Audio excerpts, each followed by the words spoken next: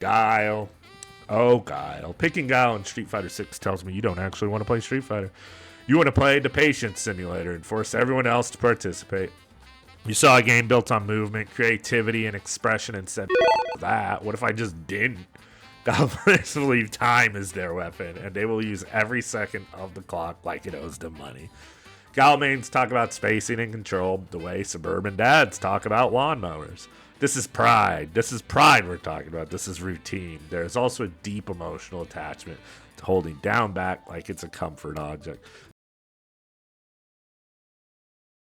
What's up, party people, and welcome back to our ranked adventures with a side of that sweet, delectable, yeah. And you guys know already, I did a little video last week or so about like what the character you play says about you. And it turns out a lot of people liked that video, but a lot of people are complaining that I didn't include their main character in the options. Because I was kind of just riffing, I was just shooting from the hip, saying I just typed up a bunch of stuff about a few different characters and here and there, just for fun, you know what I mean? But yeah, a few players were salty that I didn't include their main character, so I wanted to make sure I came through and revisited this subject and gave everyone their chance with their character, with what the character said about you for funsies. You know what I mean? Nothing serious. I was comparing it to zodiac signs, so I'm kind of doing the same thing here. Now, this one's probably going to be broken up into 3 parts because there's like 26 characters in the game right now, so you know what I mean. If I'm going to give everyone a little bit of time, then I'm going to have to split it up. So let's get right into it with the poster boy for Street Fighter, Ryu. And picking Ryu in Street Fighter 6 tells me one thing immediately about you. You desperately want to be perceived as honest, grounded, and spiritually centered while playing like a raccoon that just found an open can of Red Bull, baby. You didn't pick top tier. No, you didn't pick top tier. You picked tradition. You picked discipline. You picked the character you swear he's just solid. He's honest. Right before you mash, stand heavy punch, drive rush, and absolutely obliterate hot Shogekis all day. Ruin everyone's day that you play against. Oh yeah, so much fun. Ryu players talk about fundamentals the way wellness influencers talk about cold plunges. It's a lifestyle. It's a philosophy. It's definitely not because Ryu has some of the best buttons in the game and hits like a truck driven by M. Bison, you know what I mean? Any suggestion that Ryu is strong will be met with immediate downplay. He's honest, he has to work, he's the most common character in the game. Everybody knows how to fight Ryu. Meanwhile, they're converting one crouching medium kick into a mortgage payment. The real tell Ryu players believe they are morally superior. They bow after matches, they say GG's even when they just robbed you. They lose one set and immediately start discussing patch notes. Predicting another apocalypse, Ryu is cracked, Ryu players are goblins, and they will deny both until the death of the entire universe. Luke players. Picking Luke in Street Fighter 6 tells me you looked at the roster and said, I want vanilla. I want the best option, but I don't want to feel like a bad person. Luke players don't think they're tier whores. Tier whores pick other characters. Luke players are just being efficient. They're just playing the game Capcom clearly designed for them. They're just accidentally piloting a character who does, everything pretty damn well in this game, and everyone else smiling, like he's in a protein powder commercial. Luke players love to talk about risk, about how his damage is earned, his damage is low. He doesn't do that much damage, right, guys? About how you have to be precise with them, and that is fascinating because they will dry rush from half screen, press one button, and turn your life bar into foreign memory. Luke neutral is less footsies and more I will be where I want when I want to, and I have the best fireball in the game. Probably not the best fireball in the game. I won't do that to you guys, but his buttons feel like they were play tested exclusively against Hope. Psychologically, Luke players believe they are the future. They say things like old Street Fighter is overrated while playing an aggressive and privileged character. They will post tech videos titled Luke is balanced, Luke is low tier, while deleting all the comments for it. Luke Mains don't downplay as hard as Ryu players. No, no, no. They gaslight instead. And the scariest part, deep down, they know exactly what they're doing. That downplay is going to pay off for you guys. You're going to get one buff on this character, and he's going to be right back to the tippy top of the tier list. Jamie players. In Street Fighter 6, if you're picking Jamie, it tells me you fundamentally believe that you are the protagonist of every match you play. Not the stronger character. Oh, no, no, no. Not the safer character. You are playing the cooler character. You didn't pick Jamie to win. You picked Jamie to express yourself like the world's most violent improv dancer. Every round starts with a quiet inner monologue.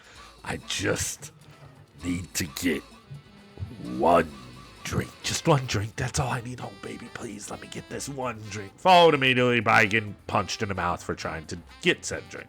Jamie players live in a permanent state of cope and optimism. They speak in hypotheticals. At 4 drinks, he's insane. Once he gets going, it's over. While this is true, it does ignore the small logistical issue of surviving long enough to become such a god.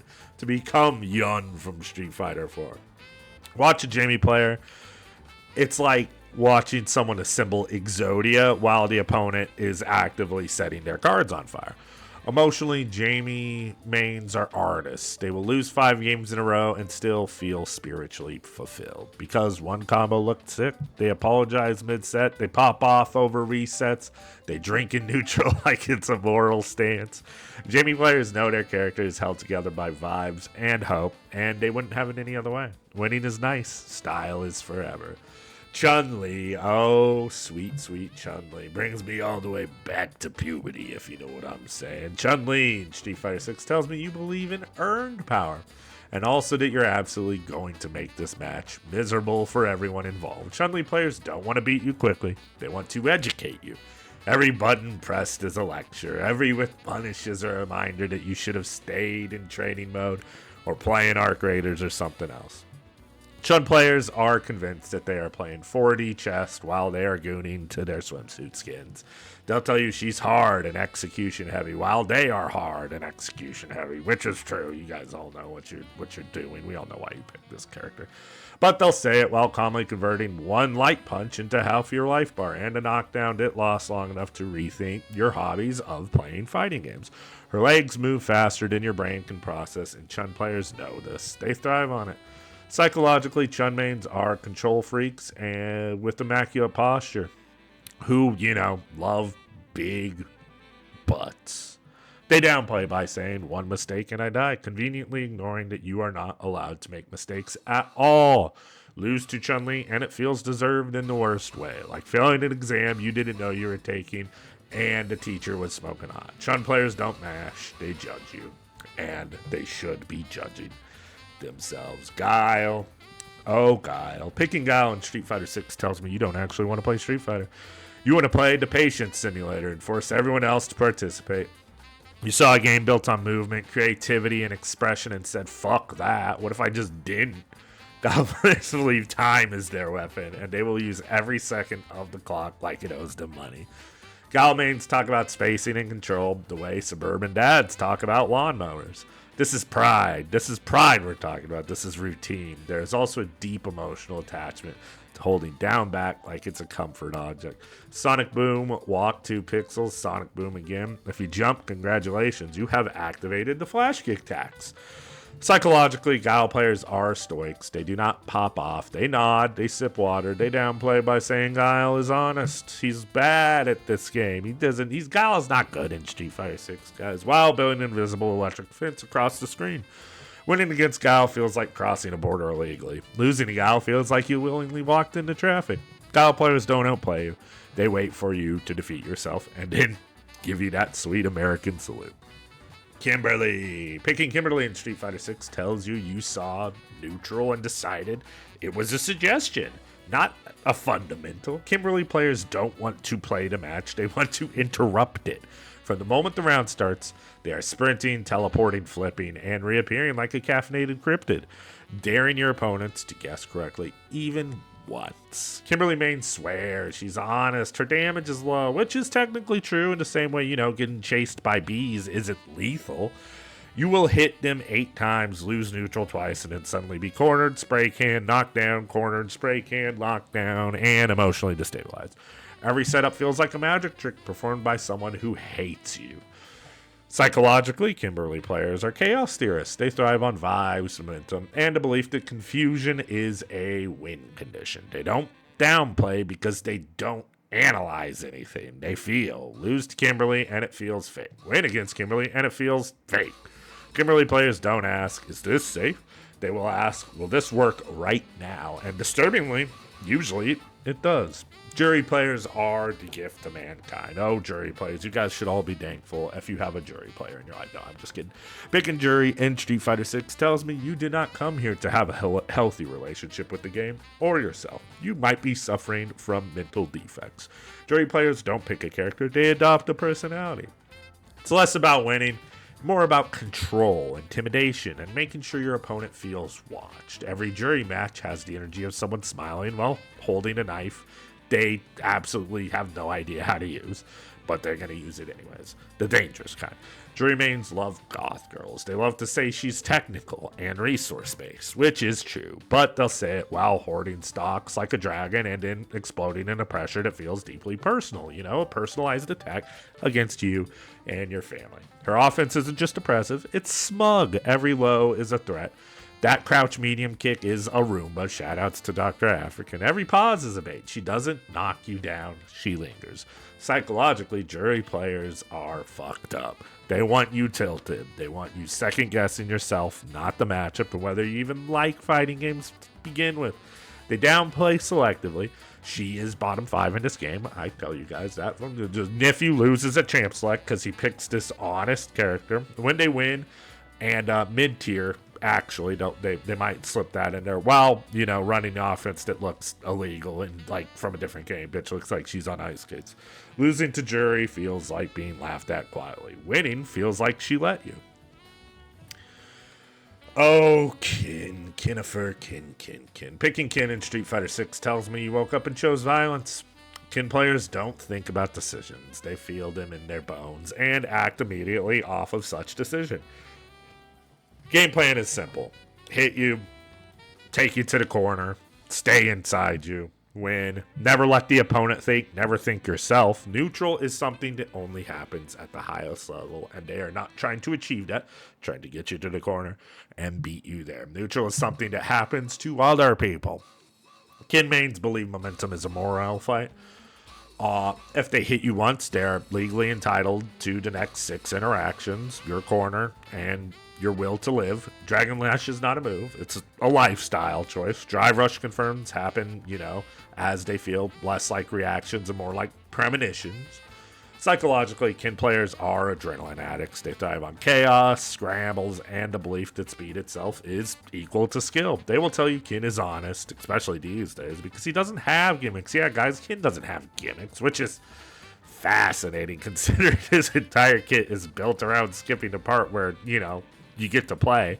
They don't downplay as hard as Ryu players, that's true. They just shrug and say, hey, you lost to Kin, dude. Losing to Kin feels like getting mugged in broad daylight. Winning feels like surviving a natural disaster. And the last character for this video is Blanka. Picking Blanka in Street Fighter 6 tells me you fundamentally do not care about social contracts. You didn't choose Blanka because he's strong or weak. You chose him because you are wrong in the head. You enjoy that wrongness, though. Every moment is sideways. Every interaction feels like a prank.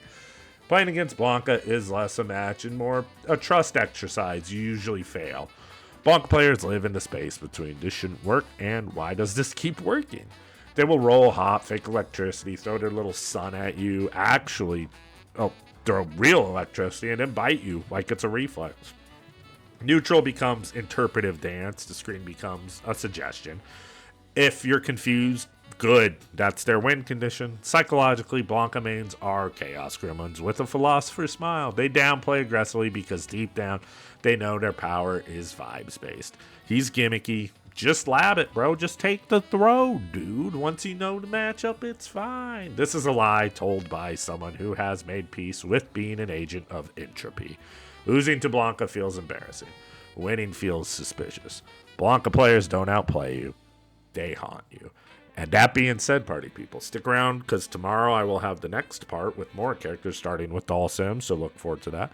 You know, you all got to be good to yourselves. Please like, comment, subscribe. If you stuck it out this one, got to like something, so hit that subscribe button. You know, I'll see you tomorrow with the new one. Don't want to forget the new one. What if I didn't mention your character? You don't want to miss your character. Hit that subscribe button. Be good to yourselves. Got to keep on struggling.